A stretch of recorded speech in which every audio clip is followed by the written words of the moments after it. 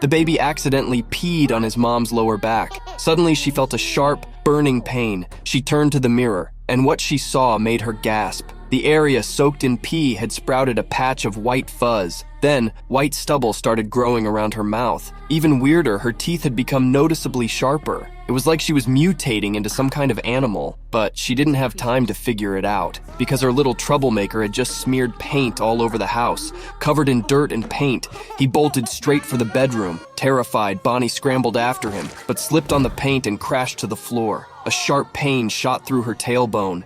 She staggered to the mirror, and this time she saw something even more horrifying. The spot where the fur had grown was now bulging with a huge abscess. Thinking it was just swelling from the fall, Bonnie sterilized a needle and popped it. But instead of pus, out came something fluffy, something that looked like a tail. Bonnie didn't overthink it, assuming it was just some bizarre skin condition. That was until she went grocery shopping and realized her sense of smell had become insanely sharp. She could sniff out every single additive in the food. Later at the park, a pack of dogs suddenly swarmed her. Strangely enough, she could actually understand them. She could even pick up their scent messages. They were all eagerly inviting her to play. Before she knew it, she was sprinting toward them, completely out of control. Bonnie started to wonder, was she actually turning into a dog? Determined to find answers, she went to the library. She asked the staff if there were any books on women evolving into dogs. The librarian stared at her like she was insane. Guessing she was just an overwhelmed new mom, they handed her a book about women transforming into birds in ancient myths and suggested she read it to relieve some stress. Back home, Bonnie flipped through the pages. The heroine in the story had completed her human duties after childbirth, then returned to the wild, built a nest, and embraced her newfound freedom. No longer drowning in daily worries, she soared through the skies, finally at peace. As Bonnie read, she felt herself getting lost in the story. She imagined herself as a bird, flying freely without a care in the world. But her dream didn't last long, because her son immediately snapped her back to reality. Mama,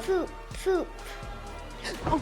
Later, Bonnie took him out to eat at a restaurant, but as she ate, something felt off. She suddenly dropped her fork and started devouring her food like a starving dog.